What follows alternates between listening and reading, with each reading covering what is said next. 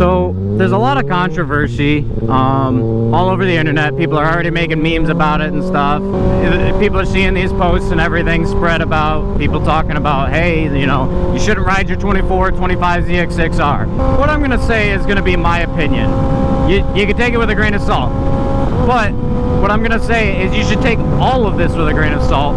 My opinion, and all the rumors, the posts about, oh, you know, stop sale, all that stuff. Start off, I found out about it 3 days ago from a Facebook post in a group that I'm in of that picture that everybody's probably seen by now, showing the list of the stop sale and all the different versions of the 24, 25 ZX6s, the ABS and non-ABS models, all that. And it's saying, you know, the number 5 crankshaft bearing can possibly seize up and seize the motor. I saw that 3 days ago. 2 days ago, I went into my local dealership to see if they would appraise my bike to see about trading it in for a ZX10. They won't appraise it because they don't have a fix for it yet. Kind of understandable, kind of bullshit, in my opinion. But anyways, I went in there and I had mentioned the recall before the salesman had.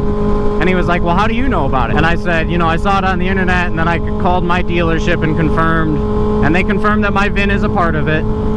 But here's the thing, I found it on the internet the day before my local dealership even heard about it. Which, if you ask me, that kind of says something about, one, the communication with Kawasaki isn't very clear. Some dealers are telling people not to ride their bikes. Some people are saying it's fine, keep riding your bikes. You know, even if it does blow up, it's covered under the recall and warranty regardless. There's not clear communication between these dealers. That's already a big problem, and that shows me that either one, it's not serious enough because they can't give a definite answer on what the hell to do about it, or two, it's up to the dealer's discretion to say what's going on, which, if you ask me, it's just the ones that are going to say, hey, don't ride your bike, they just don't want the extra work. They want to do the preventative maintenance. They want to make you wait for months until the fix is out and then fix your bike, rather than, hey, you know, there's a possibility of it blowing up, and then say they've got 2 or 3 extra bikes that are blown up that are going to be more work to fix than if they had just done it with the preventative maintenance. So that's a big key point that I want people to pay attention to. There's no clear communication on this whole situation yet. Nobody's gotten anything in the mail saying, hey, your VIN was affected, and at the very least, I would wait until then, because that is an official statement from Kawasaki directly, and not from your dealer who might be biased about one thing or the other. The 24 models are included. That means that this has been a problem with these other bikes that have been out for over a year and like almost a year and a half already. So if something hasn't happened with those bikes, like I know somebody with a 24 with 13,000 miles on it, and there's no problems with it. Now, he's had it for over a year. I would imagine if something was this catastrophic, that it would have already happened. And I'm not saying that it can't still happen, but it's just the likelihood of it seems very slim. Now, that goes into another point. The likelihood of it is slim. You know, I don't know what the percentage based on the population that owns these is. I'm not gonna just put my bike, like I finance this bike, I still make payments on it. I'm not gonna just put it up, let it collect dust for months on end until they come up with a fix, and then I can take it to the shop. And if I don't want to ride it to the shop, now I got extra expenses and time of I gotta get a trailer and take it on the trailer. But my concern is not the recall. I'm gonna keep riding my bike. I've already got 2,400 miles on it in less than a span of 2 months. I ride this thing, it's my daily. I don't even touch my car anymore. I drive my car once a month maybe, but I take this thing everywhere. I love it. It's a really fun bike. I'm really happy that I got a brand new bike. And I understood buying it that one of the risks of buying a brand new bike or vehicle in general, there can be manufacturing errors. Just because you bought a brand new vehicle doesn't mean it's invincible. And some people don't seem to understand that. And I get it, like it sucks, you know, quality control was poor, you know, it's probably gonna give a pretty big hit to their reputation. But again, you gotta understand there's still risks of buying a brand new vehicle of these things happening. So I'm not going to say that I'm surprised. This is a new generation motorcycle. Like, they changed the motor a lot from the previous generations. And, you know, general rule, like, you know, if you guys are a mechanic or you know anything just in general about like the new Chevys and Fords, you guys know that the new motors aren't great until they've been out for a couple of years.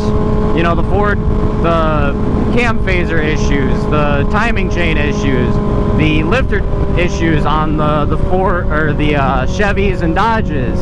You know, it doesn't matter what you go with, they're going to have problems. You know, Yamaha's known for their stator issues and their battery issues.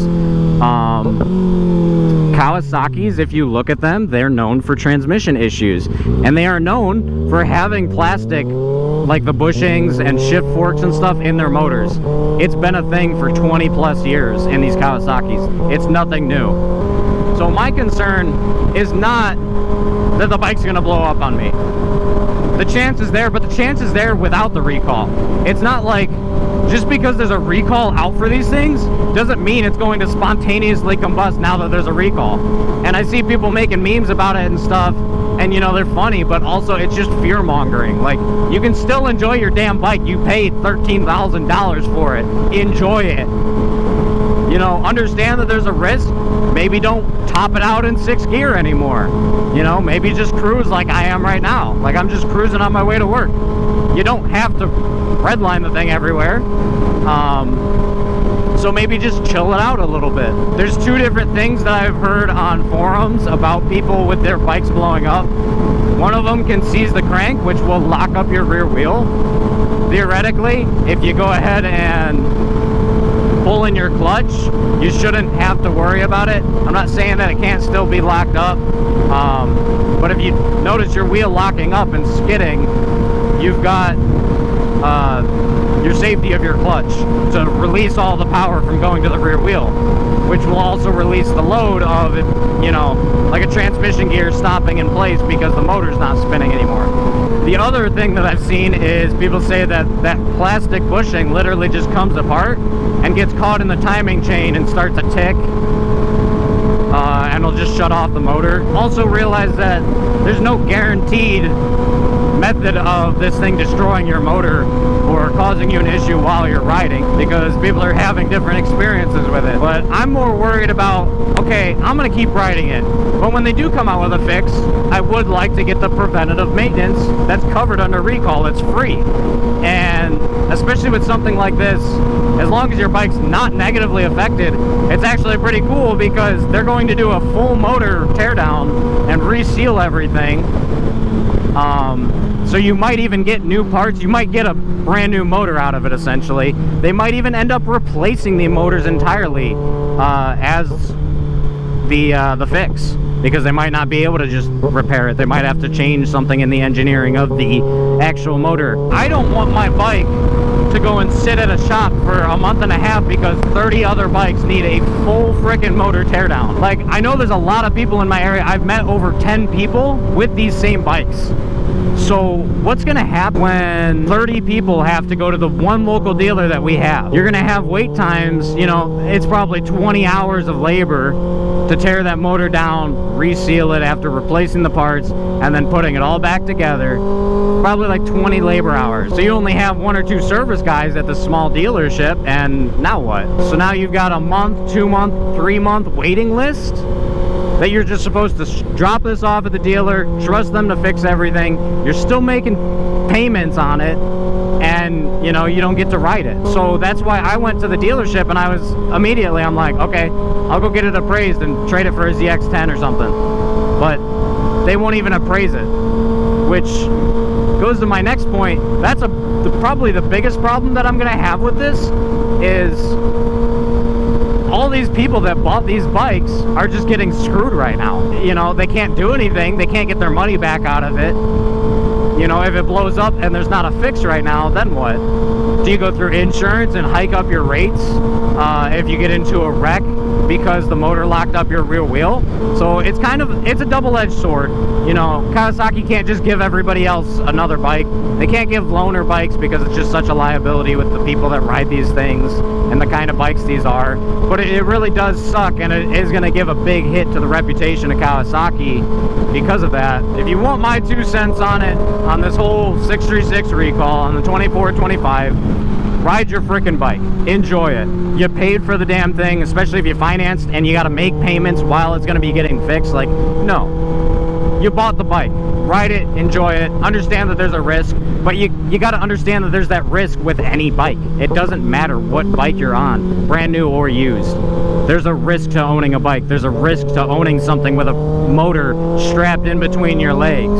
So just enjoy your bike, understand that it's there, don't freak out about it. Your bike's not just gonna blow up all of a sudden because Kawasaki said, hey, a couple of bikes are having this problem and we don't want other people to have this problem, so we're gonna recall it. That's how recalls work. You know, cars get recalls all the time. It happens. But I really don't like the way that social media glorifies this and, you know, makes everybody so scared about it. Because again, it's like, you bought the bike, just ride it, you know. Problems are inevitable with anything with these motors. It's gonna happen at some point. Sure, it's unfortunate, you know, I've only got 2,400 miles and I'm gonna have to have it sit around and get the recall fixed. Some people have 15,000-20,000 miles on these bikes already, and you know, they're not worried about it because they've already got 15,000-20,000 miles with no issues. So ride your bike, take it with a grain of salt until Kawasaki officially sends out letters in the mail at the minimum, because right now it's literally just internet rumors and dealers all getting different things and telling people different things. I don't know if I'm gonna get the light because I'm not on the magnet. You better not fucking skip my light. Ah! Go when it is safe to do so.